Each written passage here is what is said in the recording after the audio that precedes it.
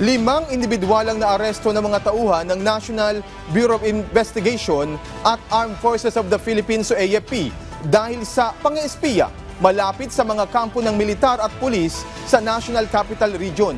Kinilala ang 5 sospek na sina Omar Khan Kashim Hoveres, Leo Panti, Mark Angelo Binsa at ang 2 Chinese nationals na sina Qin Hu at Zheng Wei.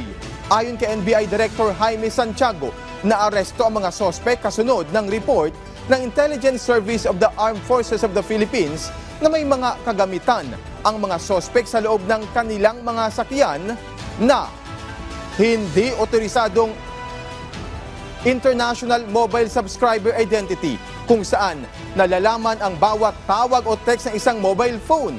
Kabilang sa mga tinitiktikan ng mga sospek ang Villamor Air Base, Camp Aguinaldo, Malacanang, Campo Crame, United States Embassy at marami pang iba.